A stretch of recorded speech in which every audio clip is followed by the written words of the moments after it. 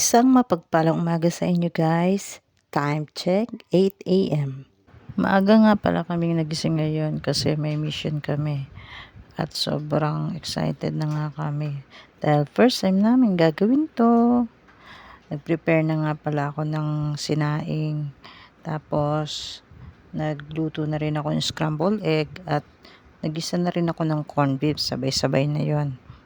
Sa dahon na nga lang namin yun binalot kasi para nature friendly, 'di ba? At saka malinis naman yun.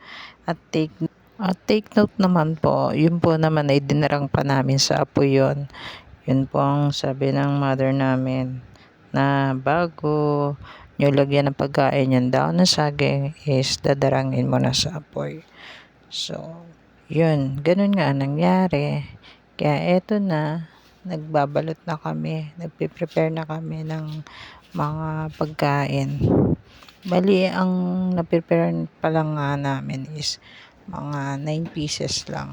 So, dahil sa wala pang masyadong budget, so ito pa lang muna yung na-prepare namin ngayon.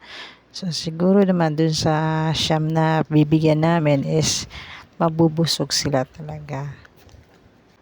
Ito nga po palang binabalot namin ay almusal po. At sa wakas, natapos din po ang pagbabalot ng mga pagkain. O diba, ang ganda naman po ng pagkakabalot niyan.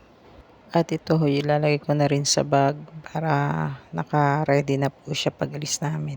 Bago kami umalis, pagpipray po namin muna ngayon yung aming gagawin sa araw na. Dumaan na rin kami sa store para bumili ng tubig. Para sa ibibigay naming pagkain, may kasama na siyang tubig. Salamat sa iyo, aking Panginoong Jesus. Ako'y inibig mo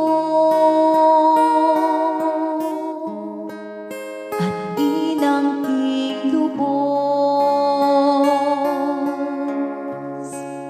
Ang tanging alay ko sa'yo, aking Ama, ay buong buhay ko, puso at kaluluwa.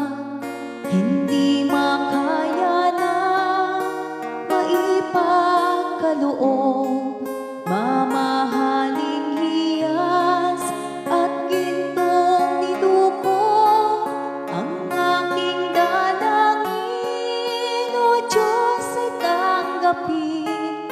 Ang tanging alay ko, nawa'y gamitin. Ito lamang, Ama, wala nang iba pa akong hinihiling. Thank you Lord po sa araw na to at na-accomplish po namin ang aming gawain. Sa susunod pong muli, gabayan niyo po muli kami. Thank you.